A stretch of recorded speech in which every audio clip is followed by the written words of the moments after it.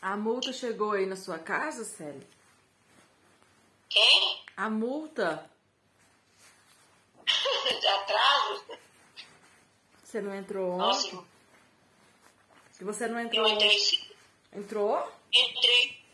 Claro. Então você entrou atrasado, né? Eu não te vi. Entrei, você estava lendo, de começar a ler. Tá, vou mandar tirar pela metade a multa. Vai, pode começar a leitura. Hoje é 8, né? Graças a Deus, 8 de julho. É porque eu fico esperando o horário, né? Aí até que entra o celular, eu tava esperando. Quando eu olhei, falei, meu Deus, já deu. 8, Atos, capítulo 19. Paulo, entrando na sinagoga, falou ousadamente por espaço de 3 meses, discutindo e persuadindo acerca do reino de Deus. Mas, como alguns deles se endurecessem e não obedecessem, falando mal do caminho diante da multidão, apartou-se deles e separou os discípulos, discutindo diariamente na escola de Tirano. Durou isto por 2 anos, de maneira que todos os que habitavam na Ásia, tanto judeus como gregos, ouviram a palavra do Senhor.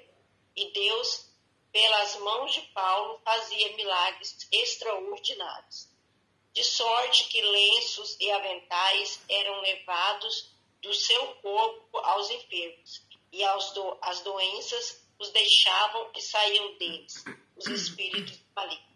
Ora, também alguns dos exorcistas judeus ambulantes tentavam invocar o nome de Jesus sobre os que tinham espírito malignos, dizendo: enconjuro-vos por Jesus a quem Paulo prega. E os que faziam isso eram filhos de Seva judeu, um dos principais sacerdotes. Respondendo, porém, o espírito maligno disse: a Jesus conheço e sei quem é Paulo, mas vós quem sois? Então o homem do qual estava o espírito maligno, saltando sobre eles, apoderou-se de 2 e prevaleceu contra eles, de modo que nus e feridos fugiram daquela casa. E isto tornou-se conhecido de todos os que moravam em Éfeso.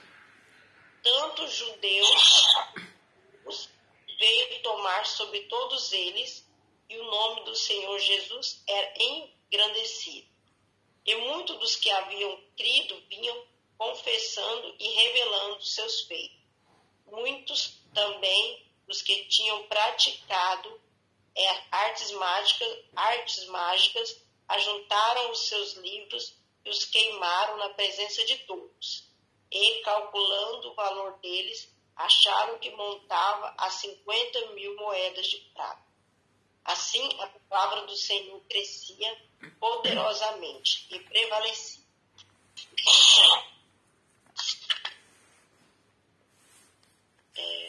Cumpridas essas coisas, Paulo propôs a seu espírito ir a Jerusalém, passando pela Macedônia e pela Caia, porque dizia: depois de haver estado ali, é-me necessário ver também Roma. E enviado a Macedônia 2 dos que o auxiliavam, Timóteo e Erasto, ficou ele por algum tempo na Ásia. Por esse tempo, houve um não pequeno alvoroço acerca do caminho, porque certos ouvires por nome Demétrio, que fazia da prata miniaturas do templo de Diana, proporcionava não pequeno negócio aos artífices, os quais se ajuntou, bem como os oficiais de obras semelhantes, e disse: senhores, vós que bem sabeis que desta indústria nos vem a prosperidade, e estáis vendo e ouvindo que não só em Éfeso, mas em quase toda a Ásia, este Paulo tem persuadido e desviado muita gente, dizendo não serem deuses os que são feitos por mãos humanas, e não somente há perigo de que esta nossa profissão caia em descrédito, mas também que o templo da grande deusa Diana seja estimado em nada, vindo mesmo a ser destituído da sua majestade aquela quem toda a asa e o mundo adoram. Ao ouvirem isto, encheram-se de ira e clamavam, dizendo: grande é a Diana dos Efésios. A cidade encheu-se de confusão, e todos a uma correram ao teatro, inventando a Gaio e a Aristarco, macedônios companheiros de Paulo na viagem. Querendo Paulo apresentar-se ao povo, os discípulos não lhe permitiram. Também alguns dos asiarcas, sendo amigos dele, mandaram rogar-lhe que não se arriscassem a ir ao templo. Uns, pois, gritavam de um modo, outros de outro, porque a assembleia estava em confusão, e a maior parte deles nem sabia por que causa se tinha juntado. Então tiraram dentre a turba a Alexandre, a quem os judeus impeliram para a frente. E Alexandre, acenando com a mão, queria apresentar uma defesa ao povo. Mas quando perceberam que ele era judeu, todos a uma voz gritaram por quase 2 horas: grande é a Diana dos Efésios. Havendo o escrivão conseguido apaziguar a turba, disse: varões efésios, que homens há que não saibam que a cidade de Efésios é a guardadora do templo da grande Diana e da imagem que caiu de Júpiter? Ora, visto que essas coisas não podem ser contestadas, convém que vos aquietais e não passais precipitadamente, porque esses homens que trouxestes nem blasfemadores da nossa Deus. Todavia, se Demétrio e os artífices que estão com ele têm alguma queixa contra alguém, os tribunais estão abertos a procúnsules, que acusam uns aos outros.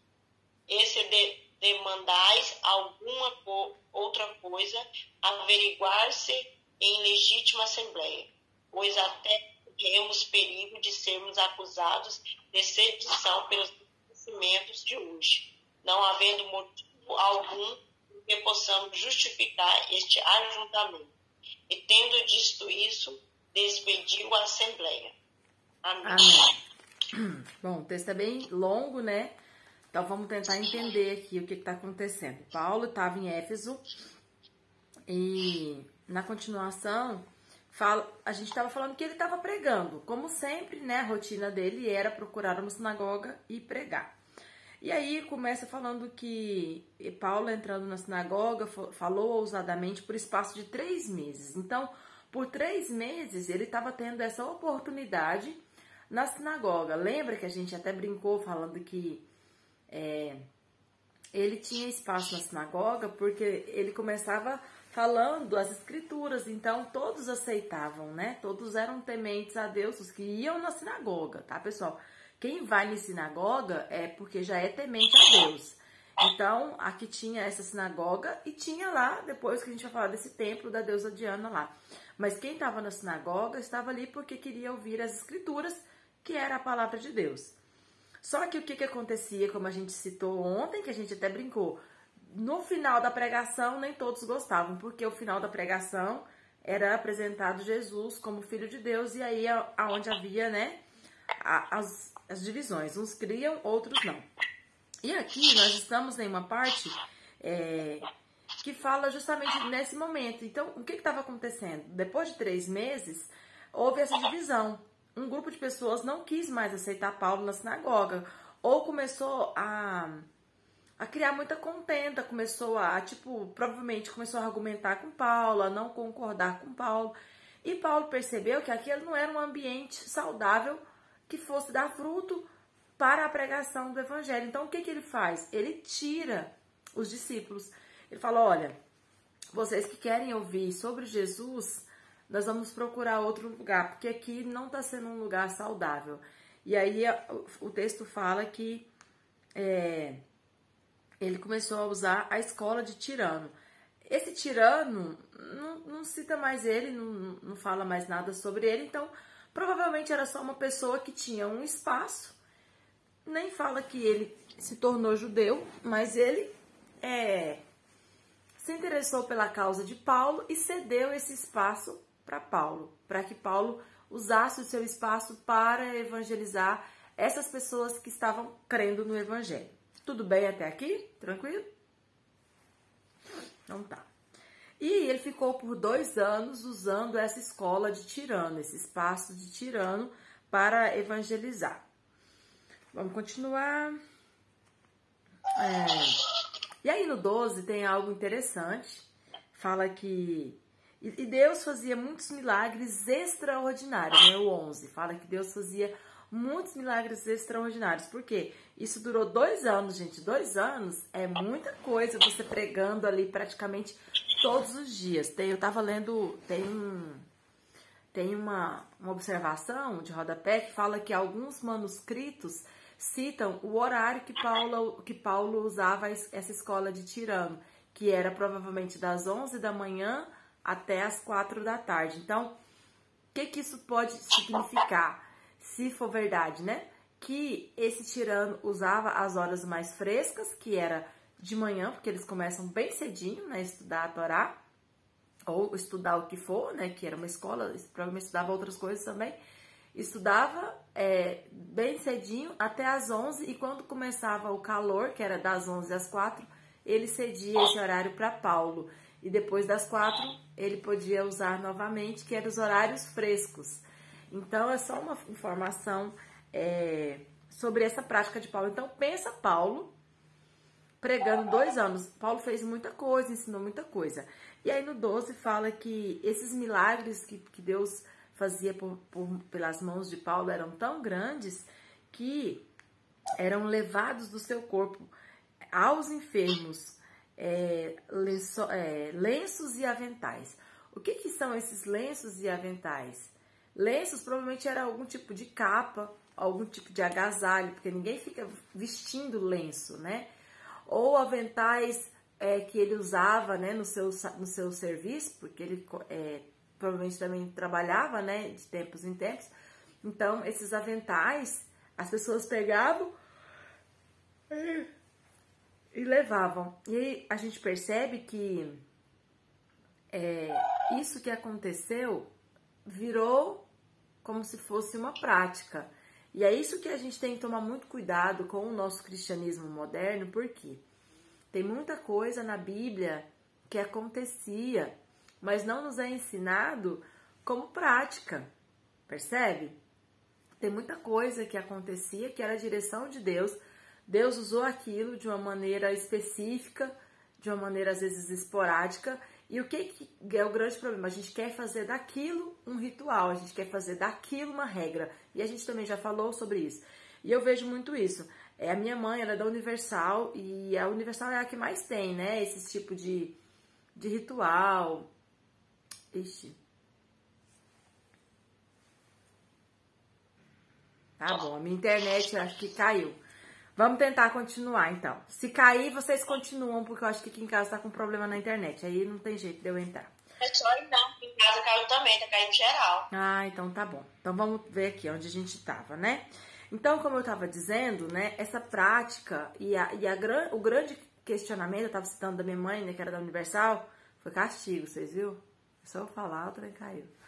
Então, o que eu tava querendo colocar é o seguinte, o meu maior questionamento é o seguinte, porque minha mãe fala assim, Jesus não fez lodo e não passou no olho do cego, Jesus não fez isso para motivar a fé das pessoas. Eu falo, mãe, Jesus fez, o João fez, Paulo fez, Pedro fez, mas ele não nos mandou fazer. Eu não tô falando que isso não deve acontecer, não tô falando que isso é errado acontecer. Isso pode acontecer, aconteceu, tá na Bíblia. Eu só tô dizendo que isso não pode virar uma regra, a gente não pode achar que Deus só faz se for assim. Esse é o problema da fé. A fé ela tem que ser desvinculada de qualquer tipo de artifício. Isso é fé. né? Hebreus nos ensina o que é fé. A fé, você precisa ter certeza, mesmo que você não veja. A partir do momento que você precisa de algo visível e palpável, isso deixa de ser fé. Ponto. Então, assim, só um comentário. Por quê? Porque a gente vai perceber que todas essas práticas nasceram aqui, dentro da Bíblia. E aí a gente pode até aprofundar, né, o pensamento para a gente entender que todos os erros, né, que a gente considera erro, os exageros que a gente considera exagero, porque às vezes aquilo que é exagero para mim não é exagero para o outro, mas tudo aquilo que a gente acha que está errado dentro da estrutura da igreja, gente, direta ou indiretamente, saiu daqui. Saiu da Bíblia, tá? Então, perceba que aqui eles começaram a fazer isso. Alguém mandou fazer isso? Provavelmente não, mas eles fizeram e deu certo. Percebe? Então, o meu problema é só com regras. A gente fazer das coisas regras e achar que tem que dar certo em todos os casos, em todos os momentos, porque não é assim, né, que a Bíblia ensina. Continuando. Então, as pessoas levavam, né, de Paulo. Perceba que aqui não é as pessoas que traziam, era levado de Paulo. Aquilo que era de Paulo é que para eles tinham poder. Então, eles pegavam as roupas de Paulo, os agasalhos, os lenços, às vezes algum tipo de pano que ele usava ali no seu dia a dia. Não tem as toalhinhas suadas do Valdomiro? É as toalhinhas de Paulo. Que Paulo, se Paulo tinha algum paninho, né, cheiroso, as pessoas levavam. Então, perceba que isso era a fé. A fé que eles tinham fazia com que o milagre acontecia. Continuando. Aí o 13 também é outra coisa importante para a gente prestar atenção. Também alguns dos exorcistas judeus ambulantes tentavam invocar o nome de Jesus. Olha só que legal, tinham exorcistas ambulantes. O que é o exorcista? É uma pessoa que tem como ofício expelir espíritos das pessoas. E aqui fala que eles eram ambulantes. Achei tão interessante a expressão, porque a gente pode imaginar que eles levavam, não, hoje nós vamos para a cidade tal, né? Vamos trabalhar lá. Chegava lá, fazia a Lindrani, acha bom, né, Lindrani? Você fica aí só pensando no mal feito. Então eu chegava na cidade, fazia ali o que tinha para fazer, expulsava os espíritos imundos e provavelmente eles usavam nomes aleatórios. Eles provavelmente usavam nomes, né, aleatórios. Eu nem sei ao certo dizer, mas por quê? Porque quando eles percebem Paulo usando o nome de Jesus, eles têm uma ideia, eles falam, opa, vamos usar esse nome agora, que esse nome aqui agora é o nome do momento. Então eles começam a querer usar o nome de Jesus. E perceba que eles eram tão profissionais no sentido assim, eles eram tão práticos no que eles faziam, que eles não tentam usar o nome com a autoridade deles. Eles falam, não, eu sei que a autoridade desse nome está na boca daquele cara, então vamos usar a estrutura certa. Em nome de Jesus que Paulo prega, sai. Então percebe que eles eram acostumados a fazer isso. E provavelmente dava certo, percebe? Ou não? Porque se eles... É por isso que o povo fala assim, o Deus do Valdomiro. Pode ser, né? Mas alguém fala isso? Nunca vi. Não, quando tá passando o programa do Valdomiro, então, assim, é porque minha mãe assiste muito, né? Na televisão. Aí às vezes eu escuto na televisão, né, a pregação lá, e aí muita gente sobre o que aconteceu, né, um milagre, né, e fala assim, eu às vezes até falo aqui que isso é errado, eu não concordo, né, mas... Eu nunca vi, que eu quase não assisto ele, não.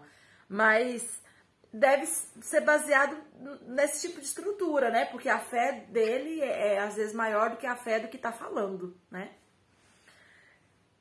Então, perceba que esses exorcistas, eles falam o quê? Vamos usar esse nome. E quando eles tentam usar essa estrutura desse nome, eles falam, sai em nome de Jesus a quem Paulo prega, o que o Espírito fala? Jesus eu conheço e Paulo também, mas você eu não conheço. Então, aqui a gente entende que não adianta o nome de Jesus estar na boca de qualquer um, percebe? Não vai resolver, né? Depende do vaso que porta esse nome, para que ele faça o que ele pode fazer. Porque o nome de Jesus, ele tem poder para fazer, gente, tudo que a gente precisar e desejar e orar e buscar. O nome de Jesus tem poder para isso. E assim, a Bíblia já nos mostrou isso. Na verdade, a Bíblia já nos mostrou o que o nome de Jesus pode fazer. O problema é que na boca de qualquer um ele não faz, né? Então, às vezes muita coisa deixa de acontecer porque o nome que ele... o vaso não condiz com a mensagem, né? Mais ou menos isso. Bom, continuando então, vem outro dado mais interessante ainda do que esse que acabamos de falar, que era o fato de nós sabermos... Oi? É bom que eles levaram uma peia. Levaram. Saiu pelado e apanhado. Verdade, eu nem ia citar isso. Que o diabo, vocês já perceberam? Gente, e assim, eu sei que existem os exageros, como a gente acabou de citar, mas é bíblico. O demônio, ele entra nas pessoas. Isso é real. Não adianta a gente tentar, porque hoje a igreja moderna, você percebe que não tem mais, né, manifestação de demônio. Mas eu entendo que muitos, porque a gente não incomoda eles. Eu acredito muito nisso mesmo, gente, que hoje as pessoas estão endemoniadas dentro da igreja. Porque, vamos supor, gente, vamos dar um exemplo bem pequeno. Isso é visão minha, tá? E é uma visão muito particular. Uma pessoa que, um jovem, dá um exemplo bem clássico, um jovem ou uma pessoa solteira que dorme com o namorado ou a namorada. Biblicamente, ele está em adultério, certo? Pra quem gosta... Oi? Não escutei. Pra quem gosta de dar nome para demônio, uma mulher que está com uma roupa sensual, ela está com o demônio da pombagira, certo? Então, ela está em pecado. Essa pessoa está na igreja, todos os cultos. O demônio espera ela lá fora? Não. O demônio está com ela lá dentro da igreja. O problema é que a forma como nós hoje administramos o nosso tipo de culto não oferece um ambiente propício para expulsarmos esses demônios, porque eles precisam se manifestar, ou a gente precisa ir lá e expulsar, porque se uma mulher tiver com uma roupa extremamente sensual, não precisa nem de você esperar manifestar. Se você for lá e expulsar o demônio, ele já vai manifestar, porque ela está com o demônio. Não sei se vocês estão entendendo o que eu quero dizer. O que eu quero dizer é o seguinte, é real, e assim, é bíblico que os demônios, eles se apossam das pessoas. É claro que existem níveis diferentes, tem níveis de possessão que são muito mais profundos, né? Mas é normal pessoas serem influenciadas e acompanhadas por demônios, isso aí é normal. E aí, como eu estava dizendo, o fato mais interessante ainda é que esses exorcistas eram os filhos de um sacerdote.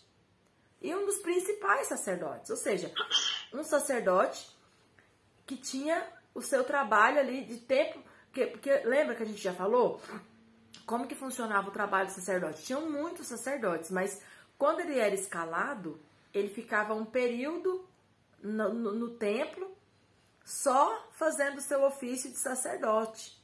Então ele ficava ali, consagrado, um tempo só ali, não ia para casa, não tinha contato com a esposa, com os filhos, se dedicando. Quando terminava o período da sua escala, aí ele voltava para casa. Então, ele não ficava o tempo todo como sacerdote, trabalhando como sacerdote. Mas perceba que os filhos desse homem, o Seva, que era um sacerdote, resolveram desenvolver esse trabalho como exorcistas ambulantes. E assim, daria pra gente comentar aqui já horas sobre essa questão de tipo assim, o que leva o filho de um sacerdote a entender, né, que a prática de expelir espíritos malignos se dava dessa forma. Como isso foi construído? Isso já seria assunto para a gente ter muito tempo para discutir, mas percebe por que as coisas foram para esse rumo? Que tipo de estrutura familiar eles encontraram dentro de casa? Que tipo de orientação bíblica foi desenvolvida para que eles entendessem essa forma de lidar? Muitas coisas a gente poderia argumentar sobre isso, e aí a gente pode aplicar os nossos filhos, né, ou o que nós somos, o quanto disso está ligado com a estrutura familiar que nós tivemos. Por que nós cremos como cremos hoje?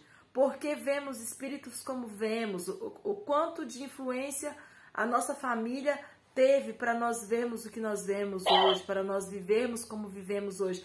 Tudo isso influencia. Por que tem criança que vê mais coisa do que outra? Por que tem família que tem uma sensibilidade maior do que outra? Tanto para o lado negativo quanto para o lado positivo. Então, assim, muitas coisas a gente pode se perguntar. Por que justamente os filhos, né, do sacerdote resolveram ver espíritos malignos e lidar com eles da forma como eles lidavam, né? Mas são muitas perguntas só para a gente mesmo pensar, né, e questionar acerca disso. Continuando. E isso tornou-se conhecido, né, o fato desses demônios lá, né, que saiu de um, entrou no outro, e aí fala que veio temor sobre todos eles, o nome de Jesus era engrandecido. Então, tudo o que acontecia para mostrar que o nome de Jesus não era um nome qualquer. Porque, tipo assim, eles foram usar o nome de Jesus da maneira errada. Então, eles falaram, olha, percebe? O nome de Jesus não é um nome como vocês estão acostumados a usar aí de qualquer jeito, a qualquer hora. O nome de Jesus é diferente. E aí, isso fazia com que o nome de Jesus fosse mais respeitado e que houvesse mais temor. Gente, deixa eu correr, senão não dá tempo nem de vocês falarem nada. E aí as pessoas criam, começavam a confessar os seus pecados, e aí fala, cadê que mais que eu marquei aqui? Tá, vamos continuar. E aí vem a segunda parte, que é esse tumulto. Gente, o que aconteceu? Porque não vai dar tempo de a gente comentar cada versículo.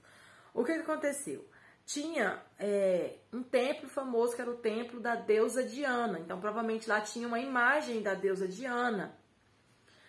E o que se faz em lugares que se tem o hábito de adorar uma entidade que tem uma imagem? Você reproduz essa imagem. Todo mundo tem uma imagenzinha. Vamos dar um exemplo bem comum. Nós que temos familiares católicos, todos têm uma imagenzinha, nem que seja pequenininha, da Nossa Senhora, do santo que ele é devoto. Isso é comum em religiões que se tem uma imagem. Eles reproduzem. E o que aconteceu? Ourives, no 24, fala que o nome dele era Demétrio. Ele era ourives, trabalhava com ouro. Então, o que ele fazia com esse ouro? Imagenzinhas da deusa Diana. Ok? E o que aconteceu? Ele fazia da prata miniaturas do templo de Diana e proporcionava não pequeno negócio aos artífices. Artífices é quem faz arte, né? Eram os escultores. Então ele pegava a prata, ourives ele trabalhava com ouro, né? Mas ele fazia de prata. O texto fala que ele fazia de prata. Fazia miniaturas do templozinho. Quem ia visitar Éfeso levava ali um templozinho como recordação da deusa Diana. Fazia imagenzinhas relacionadas ao templo. Então perceba que ele mesmo fala que isso proporcionava não pequeno negócio. O que é não pequeno? É grande. Então era um grande negócio. O que ele vendia para os artífices, a prata, o ouro, para eles trabalharem e fazerem essas esculturas e essas miniaturas, era muito dinheiro e se movimentava muito negócio. E o que acontece? O povo começou a crer em Jesus e eles não criam mais na deusa Diana. Então eles estavam deixando o interesse pelas esculturas, pelas imagens. Perceba que isso já tinha 2 anos de pregação, de conversão, muitas pessoas. Então o impacto ele apareceu depois de um certo tempo na estrutura financeira daquele esquema de negócios. Eles perceberam que as vendas caíram. E aí o que acontece? Esse Demétrio, ele chama, né, essas pessoas e diz no 26, vocês estão vendo e ouvindo que não só em Éfeso, mas em quase toda a Ásia, este Paulo tem persuadido e desviado muita gente, dizendo não serem deuses os que são feitos por mãos humanas. Ele está nos prejudicando, porque as pessoas não estão mais crendo na deusa Diana, não estão crendo nos outros deuses, porque não era só a deusa Diana, ele cita também Júpiter, e provavelmente havia ali vários, mas a fama era da deusa Diana, mas havia vários outros deuses ali.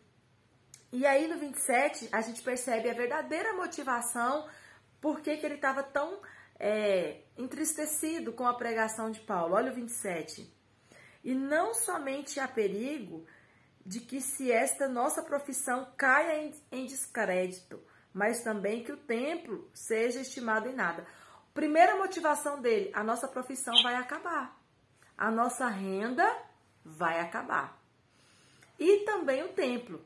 Então, quem era do comércio tinha um motivo para preocupar. E quem era temente também. Porque perceba que depois que ele fala, eles começaram o povo começou a gritar: grande é a deusa Diana. Ou seja, haviam pessoas ali que não estavam preocupadas com o comércio, que estavam preocupadas sim com a devoção à deusa Diana.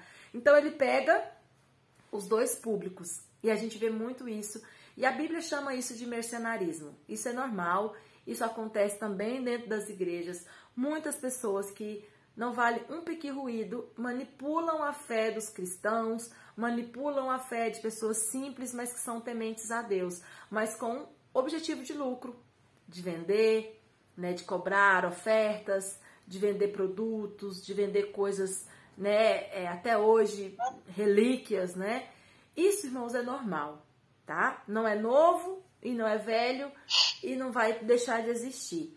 A Bíblia fala sobre isso. Que não sejamos nós, esses mercenários.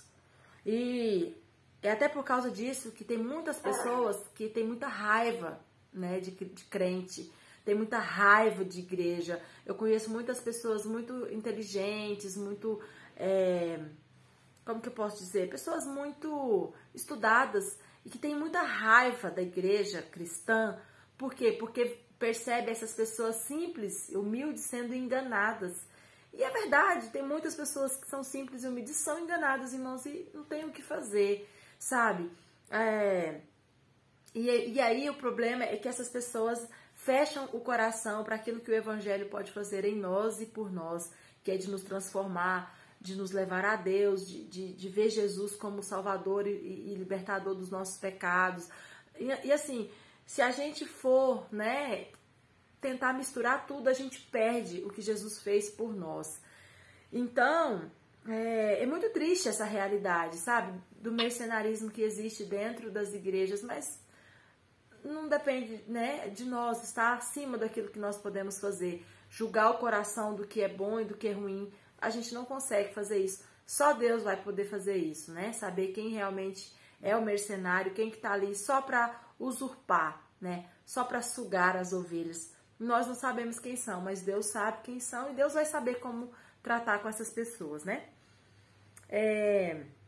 E aí acontece um grande tumulto, e essas pessoas, ali fala que tinha gente ali que nem sabia qual o problema que estava acontecendo, e é o que a nossa Bíblia fala turba, né? Que era esse vucu-vucu, esse tanto de gente brigando, e aí o Paulo quis se apresentar e os discípulos: você tá louco, se você for, você vai morrer. E eles conseguem arrastar ali 2 discípulos e vira aquela muvuca. E aí levanta um homem, sempre tem, né, graças a Deus, uma pessoa sensata para tentar trazer equilíbrio no problema. E esse escrivão, ele consegue apaziguar o povo, fala: olha, calma, se tem algum problema, vamos usar a lei, vamos chamar ali quem tem o direito de falar, quem vai acusar, quem vai se defender, e quem tiver errado, nós vamos entender quem está errado, mas a gente não pode criar esse tumulto e tentar resolver as coisas na base do grito, não é assim que funciona. E aí o povo acalma e acaba, né, aquela bagunça, né, que foi uma bagunça grande, irmãos. Tem uma hora aqui que fala que eles ficam gritando por 2 horas sem deixar ninguém falar. Imagina, né, o tamanho do problema. Então, basicamente, essa é a parte de hoje. A gente poderia, né, ter muita coisa para comentar, mas nosso tempo vai acabar. Tem alguma dúvida, gente? Ficou alguma dúvida sobre algum versículo que ficou confuso? Eu acho incrível, vocês nunca têm dúvida. Eu fico com tantas dúvidas e vocês não têm dúvidas. Essas 2 pessoas que estavam com Paulo, eles foram, pegaram eles, né? Sim. Aí, eles que eu não entendo. Paulo foi lá para tentar ajudar e não deixaram? Não. Ou porque eles queriam... Não, é porque assim, eles conseguiram pegar esses dois discípulos na hora do vucu-vucu. Porque como é que bagunça é assim, é na hora, né? Pegaram eles, conseguiram pegar os dois, mas provavelmente Paulo não estava junto, entendeu? E aí quando Paulo viu a bagunça, Paulo falou, não, deixa eu ir lá, o problema é comigo, eu sou, né, o principal pregador, deixa eu ir lá e resolver. E aí os discípulos falam, não, você não vai, se você for, você vai apanhar, vai ser apedrejado, eles vão te prender, não vai. Então eles não deixam Paulo ir nesse sentido, porque Paulo se expor naquele momento colocaria a vida dele em risco. Porque era muito grande o tumulto, entendeu? Agora, o fato deles pegarem os outros dois discípulos é porque eles estavam mais fáceis. Como foi algo provavelmente inesperado, eles foram lá e pegaram e arrastaram para pôr culpa em alguém. Eles queriam mesmo pegar era Paulo, mas como Paulo provavelmente estava mais bem guardado ou não conseguiram achar Paulo, eles pegam esses outros dois que eram companheiros de Paulo de viagem. Entendeu? Você falando mesmo do cisma aí, Daiane, e do filho do sacerdote, né? Eu lembro quando uma época que a igreja estava bem, o pessoal caía muito e ficava orando, aquele povo endemoniado lá. Aí nessa época era a Sara, a Júlia, e não sei se era outra criancinha. Eu lembro que uma vez nós saímos lá fora e as criancinhas estavam lá fora imitando do jeitinho que estava fazendo lá dentro, né? Uma eu orava, a outra tremia assim, caía, e a outra ficava tipo intercedendo. Gente, foi uma situação muito... Um momento muito engraçado, só que assim, depois eu acho que eles foram conversar, sabe? Você vê a imaginação das crianças, né? Uhum. No caso, eram três crianças, então assim... Eu acho, não sei, depois se eles foram, conversaram com ela, explicaram que não podia estar fazendo aquilo. Reproduz, né? A criança reproduz tudo, né? Bom, pessoal, nosso tempo vai acabar. Se tiver dúvidas, anota. Amanhã a gente continua. Vai dar certo. Eu gostei dessa... Tem muita informação interessante nessa leitura de hoje. Beleza? Isso. Deus abençoe. Até amanhã.